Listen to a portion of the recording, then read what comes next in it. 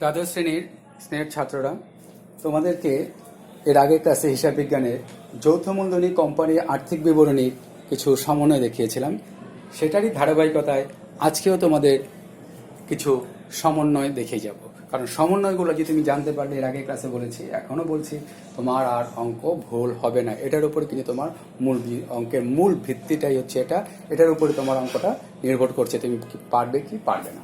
দেখো, তুমি একটা সমন্বয় দেখো, এটা খুব ইম্পর্টেন্ট। এটা কর মধ্যেও চলে আসে, আর অঙ্কের মধ্যে তো এটা আসবেই আসবে।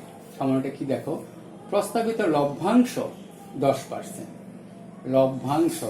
লভ্যাংশ মানে কি জানো তো? লাভের, কোম্পানি যে লাভ করে, লাভের যে অংশটা, সেটা কি লভ্যাংশ 10%। মানে প্রস্তাবিত লভ্যাংশ বা ঘোষণাকৃত লভ্যাংশ।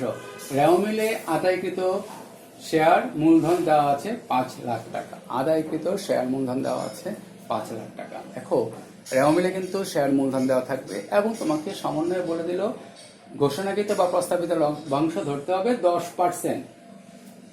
আচ্ছা, ঘোষণাকৃত বা প্রস্তাবিত লভ্যাংশ 10%। এখানে কিন্তু কি বলেছে, শেয়ার মূলধনের উপর কত, শেয়ার মূলধনের টাকাটা কত আছে? 5 লাখ টাকা। তাহলে এই যে 5 লাখ টাকার উপর 10% কাটবা হয় কত? 50,000 টাকা। এটা রক্ষিত আয় বিবরণীর মধ্যে আমরা লিখবো কি, প্রস্তাবিত লভ্যাংশ বা ঘোষণাকৃত লভ্যাংশ। লেখার পর 50,000 টাকা লিখে এটা মাইনাস করতে হবে। কোনো একটা বিষয় থেকে যখন অঙ্কে করাবো, অঙ্কে যখন যাবো রক্ষিত আয় বিবরণ, তখন বুঝতে পারবে। এখন শুধু ব্র্যাকেট দিয়ে রাখলাম, প্রস্তাবিত লভ্যাংশ বা লিখতে পারো ঘোষণাকৃত লভ্যাংশ 50,000 টাকা। কার উপর? এই 5 লাখ টাকার উপর। তোমার কিন্তু রেওয়া মিলের মধ্যে এই শেয়ার মূলধনের টাকাটা দেওয়া থাকবে। আমরা শেয়ার ইস্যু করেছি, দেখবে শেয়ার ইস্যু অনেকগুলো জিনিস এখানে তুমি দেখতে পাবে। তাহলে এই যে রেওয়া মিলের মধ্যে শেয়ার মূলধনের টাকাটা দেওয়া আছে, সমন্বয় বলেছে প্রস্তাবিত লভ্যাংশ 10%। এই 5 লাখ টাকার উপর 10% আমি কাটলাম, কত হলো? 50,000 টাকা। তাহলে প্রস্তাবিত লভ্যাংশ বা ঘোষণাকৃত লভ্যাংশ 50,000 টাকা। তারপর আর্থিক অবস্থার বিবরণীর মধ্যে চলতি দায়ের মধ্যে দিয়ে দেবো প্রস্তাবিত লভ্যাংশ 50,000 টাকা। আর্থিক অবস্থার বিবরণীর মধ্যে চলতি দায়ের মধ্যে লিখবো প্রস্তাবিত লভ্যাংশ, লিখে 50,000 টাকা। একটা অংশ গেল, ঠিক আছে, একটা অংশ তুমি বুঝতে পারলে। তারপরে আবার আসবে, আর এইরকমই দেখবে, শেয়ার প্রতি 2 টাকা লভ্যাংশ ঘোষণা করা হয়েছে। প্রতি শেয়ারে 2 টাকা লভ্যাংশ ঘোষণা করা হয়েছে। রেওয়া মিলে শেয়ারের ওই যে তোমার রেওয়া মিলের যে মধ্যে তুমি দেখবে কোনো এক জায়গায় হয়তো দেওয়া থাকবে যে এতগুলো শেয়ার 10 টাকা হিসাবে, এতগুলো শেয়ার 10 টাকা হিসাবে, এতগুলো share 20,000 share, 50,000 share, 1 lakh share 10 টাকা হিসাবে, বা 2 টাকা হিসাবে, 10 টাকা হিসাবে এত। এখানে বলেছে শেয়ার 2 টাকা লভ্যাংশ, ওখানে তো 10 টাকা হিসাবে আছে এতগুলো শেয়ার, অনুমোদিত বা বিলিকৃত ইস্যুকৃত। আর তোমাকে সমন্বয় দিয়ে দিয়েছে ওই যে শেয়ারগুলো আছে, শেয়ারগুলোর 2 টাকা করে লভ্যাংশ, নট পার্সেন্টেজ। এটা কোনো পার্সেন্টেজ দেয়নি, 2 টাকা করে, 3 টাকা করে। আর এখানে কি বলেছিল? শেয়ার মূলধনের উপর 10%, শেয়ার মূলধনের উপর 10%। আর এখানে বলেছে শেয়ার প্রতি 2 টাকা করে লভ্যাংশ। জায়গাটা খেয়াল রাখবে।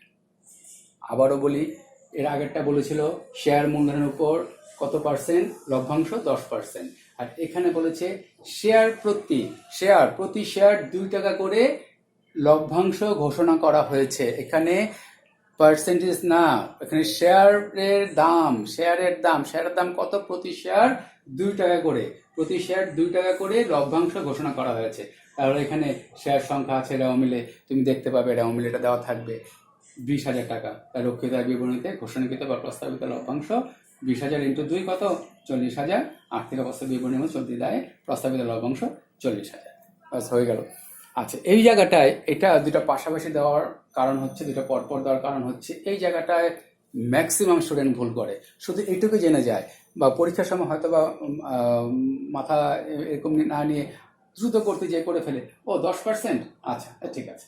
তার যে পরের যে এরকম না দিয়ে দিতে পারে শেয়ার প্রতি 2 টাকা করে, বা 3 টাকা করে, বা 4 টাকা করে, সেটাকেও কেউ অনেকে কিন্তু পার্সেন্টেজ হিসাবে করে অঙ্কটা, শেয়ার মূলধনের উপর পার্সেন্টেজ করে অঙ্কটা দিয়ে দেয়। অঙ্কটা ভুল হয়ে যাবে, তোমাকে খেয়াল করতে হবে। এখানে কি বলেছে? শেয়ার মূলধনের উপর 10%, আর এখানে বলেছে প্রতি শেয়ার 2 টাকা করে লভ্যাংশ প্রতি শেয়ার 2 টাকা করে বা প্রতি শেয়ার 3 টাকা করেও থাকতে পারতো, তাহলে শেয়ার সংখ্যা আছে এরাও মিলে থাকবে, শেয়ার সংখ্যার সাথে প্রতি শেয়ার কত 2 টাকা করে গুণ করলে যেটা হয় সেটা হচ্ছে প্রস্তাবিত বা ঘোষণাকৃত লভ্যাংশ। আশা করি এটা বুঝতে পেরেছো তোমরা। এই যে আমি এই দুটো জিনিস বললাম, তোমরা বইতে দেখবে, বইগুলো দেখবে যে এরকম অনেক কিছু করা আছে। আমি সমন্বয়গুলো আগে তোমাদের সুবিধার জন্য আগে বোঝাচ্ছি। আচ্ছা, তারপর আরেকটা সমন্বয়, লভ্যাংশ সমাধাকরণ তহবিলে স্থানান্তর 20,000 টাকা। লভ্যাংশ সমাধাকরণ তহবিলে স্থানান্তর 20,000 টাকা। রেও মিলে লভ্যাংশ সমাধাকরণ তহবিল দেওয়া আছে 1,05,000 টাকা। আচ্ছা, রেও মিলে লভ্যাংশ সমাধাকরণ তহবিল দেওয়া আছে 1,05,000 টাকা। দেখো তাহলে এটা রক্ষিত, এরকম একটা সমন্বয় থাকতে পারে। আর রক্ষিত আয় বিবরণীতে কি হবে, লভ্যাংশ সমাধাকরণ তহবিলে স্থানান্তর 20,000 টাকা, এটা ব্র্যাকেট দিয়ে মাইনাস দিয়ে রাখলাম, কিছু একটা হবে পরে যখন অঙ্কে যাব। আর আর্থিক অবস্থা বিবরণীতে লভ্যাংশ সমাধাকরণ তহবিল 1,05,000 টাকা যোগ 14 বছরের স্থানান্তর কত 20,000 টাকা, 1,25,000 টাকা। লভ্যাংশ সমাধাকরণ তহবিলের স্থানান্তর যেটা আছে সেটা রক্ষিত আয় বিবরণীতে, আর আর্থিক অবস্থা বিবরণীর মধ্যে লভ্যাংশ সমাধাকরণ তহবিল যেটা আছে তার সাথে স্থানান্তর যেটা সেটা আমরা যোগ করে দেবো। এই একটা অংশ গেল। আজকে কিন্তু সব নতুন নতুনই দেখতে পাবে এই সমন্বয়গুলো। তারপরে ক্লাসেও আমি এরকম নতুন কিছু আমি সমন্বয় আরো কয়েকটা দিয়ে আমি অঙ্ক শুরু করে দেব অল্প অল্প করে। আচ্ছা, তারপরে যে সমন্বয়টা আছে সেটা দেখো, আয়কর সঞ্চিতি রাখতে হবে 20%, চলতি বছরের নেট মুনাফা 3,50,000 টাকা। আয়কর সঞ্চিতি রাখতে হবে 20%, চলতি বছরের নেট মুনাফা 3,50,000 টাকা। আচ্ছা, 3,50,000 টাকার উপর মানে নেট মুনাফার উপর আমার আয়কর সঞ্চিতিটা রাখতে হবে। তোমরা কিন্তু এর আগে যে নেট মুনাফা করেছো সেটা কিন্তু কর পূর্ব নেট মুনাফা, তাহলে কর পূর্ব নেট আয় বা নেট মুনাফা কত 3,50,000 টাকা। এটা নেট মুনাফা যেটা 3,50,000 টাকা মাইনাস 3,50,000 টাকার উপর 20% কত হয় 70,000 টাকা। কর পরবর্তী নেট মুনাফা বা আয় 2,80,000 টাকা। আর আর্থিক অবস্থা বিবরণীতে চলতি দায় ও ভবিষ্যৎ ব্যবস্থা এরকম হেডলাইন তোমার আসবে, আমরা লিখে সেটা কি লিখবো, আয়কর সঞ্চিতি 70,000 টাকা। আয়কর সঞ্চিতি 20% কার উপর নেট মুনাফা যে আছে ওটা কিন্তু করপূর্ব নেট মুনাফা বা করপূর্ব নেট আয় যেটা দেওয়া আছে। করপূর্ব তোমরা কিন্তু এর আগে করে আসছো যেগুলো, সেগুলো কর পূর্ব নেট মুনাফা 3,50,000। এর থেকে আয়কর সঞ্চিতি যেটা আছে সেটা আমরা বাদ দিলাম, বাদ দেওয়ার পর যেটা থাকবে সেটা হবে কর পরবর্তী নেট আয় বা নেট মুনাফা। এরকম অঙ্ক আমরা দেখবো, এরকম অঙ্ক আমাদের করতে হবে। কর পরবর্তী নেট আয় হয়ে গেল। আর্থিক অবস্থার বিবরণীতে চলতি দায় ও ভবিষ্যৎ ব্যবস্থার মধ্যে আয়কর সঞ্চিতি 70,000 টাকা। তো আয়কর সঞ্চিতি 70,000 টাকা হয়ে গেল। আচ্ছা, তারপর আরেকটা দেখো, শেয়ার অধিহার। অধিহারের শব্দটা আমরা মনে হয় শুনেছি এর আগে। কোথায়? শেয়ার ইস্যু যে অঙ্কটা আছে, শেয়ার ইস্যুর অঙ্কের মধ্যে কিন্তু অধিহারের বিষয়গুলো ছিল। শেয়ার অধিহারের 3/4, তাহলে 3 ভাগ বন্যা ও ত্রাণ তহবিলে এবং অবশিষ্ট সাধারণ সঞ্চিতি তহবিলে বা সাধারণ সঞ্চিতিতে স্থানান্তর করতে হবে।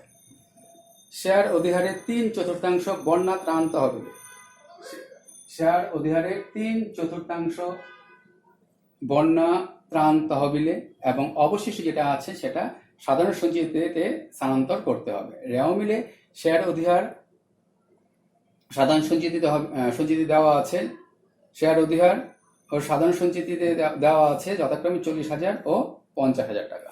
শেয়ার অধিহার কত দেওয়া আছে 40,000 এবং সাধারণ সঞ্চিতি দেওয়া আছে 50,000। আচ্ছা, তাহলে কি করতে হবে দেখো, শেয়ার অধিহার কত 40,000, সঞ্চিতি উদ্বৃত্তের মধ্যে আর্থিক অবস্থার বিবরণীতে সঞ্চিতি উদ্বৃত্ত ওটা দায় ও মালিকানা সত্ত্ব যেখানে আছে সেখানে শেয়ার অধিহার কত আমরা লিখবো 40,000 বা বন্যা ত্রাণ তহবিলের স্থানান্তর 30,000 টাকা। কোথেকে পেলাম? এই যে তোমার কি বলে দিয়েছে, শেয়ার অধিহারের 3/4, শেয়ার অধিহার কত আছে, শেয়ার অধিহার আছে 40,000 টাকা, এর 3/4 কত 30,000 টাকা, হলো কত 10,000। আর বাকি অংশ যেটা আছে সাধারণ সঞ্চিতি তহবিলে স্থানান্তর। হ্যাঁ, বাকি যে অংশটা আছে সেটা সাধারণ সঞ্চিতি তহবিলে স্থানান্তর। তাহলে শেয়ার অধিহার থেকে আবার সাধারণ সঞ্চিতি তহবিলে স্থানান্তর 10,000 টাকা বাদ দিয়ে দিলাম, হয়ে গেল ডট, মানে কোনো টাকা এখানে রইল না। তারপর সাধারণ সঞ্চিতি কত আছে 50,000 টাকা যোগ চলতি বছরের শেয়ার অধিহার হতে স্থানান্তর অথবা নতুন বরাদ্দ যেটাই দাও না কেন 10,000, কত হলো 60,000। আর চলতি দায় ও ভবিষ্যৎ ব্যবস্থার মধ্যে বন্যা ত্রাণ তহবিল কত? 30,000 টাকা। ওই যে বন্যা ত্রাণ তহবিল, কিন্তু ত্রাণ তহবিল যেটা আছে 30,000 টাকা। এই যে তহবিল বা যেগুলো আছে সাধারণ সঞ্চিতি, এগুলো তুমি ওই ছকগুলো আছে, ছকগুলো দেখবে, ছকের মধ্যে কিন্তু কোনটা কোন জায়গায় সেটা আমরা অঙ্ক করতে করতে আরো ভালো মতো বুঝে যাব। আচ্ছা, এখানে শেয়ার অধিকার কত আছে? 40,000। 3/4 দ্বারা কি বলেছে? বন্যা ত্রাণ তহবিল বাদ বন্যা ত্রাণ তহবিল 30,000, রইল কত? 10,000। বাকি অংশ যেটা আছে সেটা সাধারণ সঞ্চিতি তহবিলে স্থানান্তর করতে হবে। সাধারণ সঞ্চিতি তহবিল কত আছে? 10,000, ওখানে হলো বাকি অংশ 10,000। কত হলো? ডন। এখানে কিন্তু টাকা আর নেই। আর সাধারণ সঞ্চিতি আছে কত? 50,000 যোগ ওই যোগ কোনটা? চলতি বছরের শেয়ার অধিকার দ্বারা স্থানান্তর 10,000, 60,000 টাকা। আর চলতি দায় ও ভবিষ্যৎ ব্যবস্থা বন্যা ত্রাণ তহবিল কত? 30,000 টাকা। ওই বন্যা ত্রাণ তহবিল কত? 30,000 টাকা। তাহলে এই পুরো অংশটা আমার কোথায় করতে হচ্ছে? কার? আর্থিক অবস্থার বিবরণীর মধ্যে। তারপর এটা তুমি ফার্স্ট পার্টে করে আসছো, তারপর আমি দিলাম তোমাদের একটু বোঝার জন্য, বোঝার বলতে মনে আছে কিনা সেটা একটু ঝালাই করার জন্য। দেখো, ক্যাশিয়ারের নিকট হতে 5,000 টাকা ছিনতাই হয়ে গেল। ক্যাশিয়ারের নিকট হতে 5,000 টাকা ছিনতাই হয়ে গেল। রেওয়া মিলে হাতে নগদ 20,000 টাকা। তাহলে বিশদায় বিবরণী অপরিচালন খরচের মধ্যে অস্বাভাবিক বা বিবিধ ক্ষতি 5,000 টাকা। এটা তো মনে হয় খেলা আছে। আর্থিক অবস্থার বিবরণীতে চলতি সম্পদে নগদ তহবিল 20,000 বা বিবিধ ক্ষতি বা ছিনতাই জনিত ক্ষতি কত? 5,000। কত হলো? 15,000 টাকা। 15,000। আশা করি এটা আমি আর বেশি কিছু বলবো না, এটা ফার্স্ট পার্টে এরকম ছিল। এবার আবার নতুন একটা জিনিস, শেয়ার অধিকার দ্বারা সুনাম। আমি কিন্তু এর আগে বলেছিলাম প্রথম দিন মনে হয়, সুনামের এত অংশ স্থানান্তর করতে হবে। সুনাম বিভিন্নভাবে সুনামের অংশটা দিয়ে, শেয়ার অধিকারের অংশ দিয়ে অনেকগুলো সমন্বয় আছে। এগুলো আমরা আস্তে আস্তে দেখতে থাকবো। শেয়ার অধিকার দ্বারা সুনাম অবলোপন করতে হবে। শেয়ার অধিকার দ্বারা সুনাম অবলোপন করতে হবে। রেওয়া মিলের শেয়ার অধিকার আছে 80,000 টাকা, সুনাম আছে 50,000 টাকা। আবারও বলছি, শেয়ার অধিকার দ্বারা সুনাম অবলোপন করতে হবে। আচ্ছা, আর্থিক অবস্থার বিবরণীতে স্থায়ী সম্পদ সুনাম বাদ শেয়ার অধিকার দ্বারা অবলোপন। শেয়ার অধিকার দ্বারা অবলোপন। শেয়ার অধিকার কত আছে? শেয়ার অধিকার আছে কত? দেখো, 80,000, তাই না? 80,000 শেয়ার অধিকার আছে। তাহলে এখান থেকে সুনাম কত আছে? 50,000। তাহলে ওই যে শেয়ার অধিকারের যে এই পুরো টাকাটাই অবলোপন করে দিতে হবে। তাহলে ওখান থেকে কত নিয়ে আসতে হবে? 50,000 টাকা। কত হলো? ডট। কোনো শেয়ার সুনামে কোনো টাকা থাকবে না। সুনাম কত আছে? 50,000। আর শেয়ার অধিকার দ্বারা অবলোপন 50,000। কত হলো? ডট। নাই। সঞ্চিত উদ্ভিদের মধ্যে শেয়ার অধিকার কত আছে? 80,000 বা সুনামের অবলোপন। এখানে অবলোপনটা লিখতে হবে সুনামের অবলোপন। সুনামের অবলোপন 50,000 টাকা মোট হলো। এখানে কত হলো? 30,000 টাকা। কি বলেছে? শেয়ার অধিকারের যে টাকাটা আছে, টাকা দ্বারা সুনাম অবলোপন করতে হবে। পুরো অংশটাই সুনামটা অবলোপন করে যেতে হবে। তাহলে সুনাম অবলোপন করে দিতে হলে কি হবে? দেখো এখানে যে কি হবে, সুনাম অবলোপন করে দিলে সুনাম আছে কত? 50,000 বা অবলোপন। কিসের অবলোপন? ওই যে শেয়ার অধিকার দ্বারা অবলোপন কত? 50,000। শেষ। নাই। সঞ্চিত তহবিলে শেয়ার অধিকার 80,000 টাকা বা সুনামের দ্বারা অবলোপন। সুনাম দ্বারা অবলোপন 50,000, এলো 30,000। কারণ এখানে বলেছে শেয়ার অধিকার দ্বারা সুনাম অবলোপন করতে হবে। শেয়ার অধিকার আছে 80,000, সুনাম আছে 50,000। ঠিক এইভাবে এই অংশটা হয়তো বুঝতে একটু অসুবিধা হবে আজকে, কারণ অঙ্ক যখন আরো করবো তখন জিনিসটা আরো ভালো মতো বুঝতে পারবে। আরেকটা অংশ আছে সুনামের। দেখো, প্রথম দিন হয়তো এটা একটু সুনামের অবলোপনটা অধিকার দিয়ে যেগুলো হচ্ছে সেটা একটু সমস্যা হতে পারে, হোক, অসুবিধা নেই। পরবর্তীতে অঙ্ক করতে করতে সেই জিনিসগুলো আরো পরিষ্কার হয়ে যাবে। আচ্ছা, দেখো, এই জন্য আমি সমন্বয়গুলো আমি আগে বলছি। শেয়ার অধিকার দ্বারা সুনাম অবলোপন করতে হবে। শেয়ার অধিকার দ্বারা সুনাম অবলোপন করতে হবে। যদি সম্পূর্ণ অবলোপিত না হয় তবে চলতি বছরে মুনাফা দ্বারা অবলোপন করতে হবে। শেয়ার অধিকার দ্বারা সুনাম অবলোপন করতে হবে। শেয়ার অধিকার দ্বারা সুনাম অবলোপন করব, এবং যদি পুরোটা অবলোপন করা না হয় তাহলে চলতি বছরে মুনাফা দ্বারা অবলোপন করতে হবে। রেওয়া মিলে সুনাম আছে 90,000, শেয়ার অধিকার আছে 80,000। আচ্ছা, তাহলে বিশদায় বিবরণীতে এখানে আসবে পরিচালন খরচাবলীর মধ্যে সুনামের অবলোপন কত? 90,000 আর 80,000। 90,000 টাকা থেকে 80,000 চলে যাবে। সুনাম এবং শেয়ার অধিকার থেকে বাদ হবে কত হয় 10,000। তাহলে সুনামের অবলোপন 10,000, সুনামের অবলোপন 10,000। আচ্ছা দেখো, এটা হলো আর্থিক অবস্থার বিবরণীতে স্থায়ী সম্পদের সুনাম কত আছে 90,000, বাদ অবলোপন মানে শেয়ার অধিকার দ্বারা অবলোপন কত 80,000, চলতি বছরে মুনাফা কত 10,000 বাদ, কারণ যদি পুরোটা অবলোপন না হয় তাহলে চলতি বছরে যে মুনাফা আছে, চলতি বছরে যে লাভটা আছে সেটা দিয়ে অবলোপন করতে হবে, বাদ চলতি বছরে মুনাফা দ্বারা অবলোপন কত 10,000, কোনো টাকা নেই, কারণ সুনামের পুরো অংশটা আমার অবলোপন করতে হবে কি দিয়ে, শেয়ার অধিকার যে আছে শেয়ার অধিকার দিয়ে, এবং যদি না হয় তাহলে চলতি বছর যে মুনাফা আছে সেটা দিয়ে অবলোপন করতে হবে। আমরা করলাম। আচ্ছা, সঞ্চিত উদ্বৃত্তের মধ্যে শেয়ার অধিকার কত আছে 80,000 টাকা, বা সুনামের অবলোপন, সুনামের অবলোপন কত 80,000 টাকা, মানে পুরোটাই আর থাকবে না, পুরোটাই 80,000 টাকা বাদ দিয়ে দিতে হবে, কারণ এখানে কি শেয়ার অধিকার 80,000 টাকা, এখন এই 80,000 টাকা এবং সুনামের যে অবলোপন ছিল সেটা সুনামের অবলোপন 80,000 টাকা, এখানে ডট, কোনো কিছু থাকবে না কোনো অংশ। এটা আগে এটা অনেকে দেখায় না, আগে না দেখালেও চলে, তারপর আমরা দেখিয়ে দেবো, মানে শেয়ার অধিকারের টাকাটাও কিন্তু আর থাকছে না। শেয়ার অধিকার দ্বারা সুনাম অবলোপন করতে হবে, যদি সম্পূর্ণ অংশ অবলোপিত না হয় তবে চলতি বছরে মুনাফা দ্বারা অবলোপন করতে হবে। রাওমিলের সুনাম আছে 90,000 টাকা এবং শেয়ার অধিকার আছে 80,000 টাকা। বিশ্বদায় বিবরণীতে পরিচালন খরচাগুলির মধ্যে সুনামের অবলোপন 10,000 টাকা। আর্থিক অবস্থার বিবরণীতে স্থায়ী সম্পদের সুনাম 90,000 বাদ অবলোপন মানে শেয়ার অধিকার দ্বারা অবলোপন 80,000, কত হয় 10,000, এবং চলতি বছরে মুনাফা দ্বারা অবলোপন, কারণ পুরো অংশ অবলোপিত হয়নি 10,000, অবলোপন পুরোটা হয়ে গেল। সঞ্চিত উদ্বৃত্তের মধ্যে শেয়ার অধিকার 80,000 বা সুনামের অবলোপন 80,000 দিয়ে শেষ অঙ্কটা এখানে রাখছ না, এটা ডট, তাহলে এই অংশটা আমার হয়ে গেল। এই যে শেয়ার অধিকার দ্বারা সুনামের অংশটা অবলোপন এবং পুরোটা যদি অবলোপন না হয় তবে মুনাফা দ্বারা অবলোপন, আমি আজকে এখানে এটা বুঝালাম।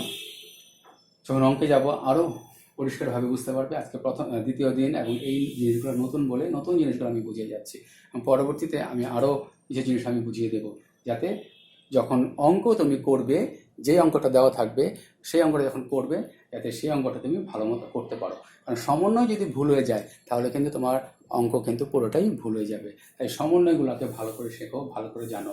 অনেকে আছে যে প্রথম দিনই অঙ্ক করা শুরু করে দেয়, কি বিশ্বদায় বিবরণী, রক্ষিতায় বিবরণী, আর্থিক অবস্থা বিবরণী। না, আমি প্রথম দিনই অঙ্কটা আমি যাব না, দ্বিতীয় দিনও যাব না, আগে সমন্বয়গুলো জানিয়ে যাব।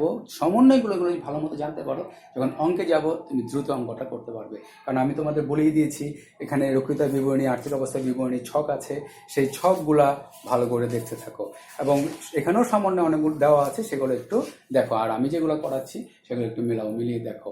হ্যাঁ, দেখবে যে আমার করানোর সাথে বইয়ের যে অঙ্ক বা বইয়ের যে সমন্বয়গুলো আছে তুমি যদি দেখো তাহলে দুটো মিলাও, পরে অঙ্ক দেখো, তুমি পারবে। কারণ আমি তো অঙ্ক পরবর্তী ক্লাসগুলো থেকে আমি শুরু করব, আরও কয়েকটা সমন্বয় করিয়ে তারপর আমি শুরু করব। রক্ষিত বিবরণী অঙ্কটা আমি আগে করাবো, তারপর আর্থিক অবস্থা বিবরণী যাব, কারণ এর আগে যে আছে বিশ্বদায় বিবরণী সেটা কিন্তু আমি এই মুহূর্তে আর করাবো না, কারণ এটা কিন্তু অনেক করেছো। তাই রক্ষিতায় বিবরণী থেকে শুরু করব। তবে যদি বিশদায় বিবরণী কিছু অংশ লাগে সেটা আমি করে দেবো। আগে সমন্বয়গুলো ভালো করে দেখতে থাকো। এই যে সমন্বয়গুলো করে দিলাম, তোমরা একটু দেখো, দয়া করে সমন্বয়গুলো একটু দেখো, তাহলে ভালো একটা রেজাল্ট করতে পারবে, ভালো একটা রেজাল্ট আসবে এবং তোমাদের পরবর্তীতে আর কোনো সমস্যা হবে না অঙ্কগুলোর জন্য। যাই হোক, তোমরা বাসায় থাকো, ভালো থাকো, সুস্থ থাকো।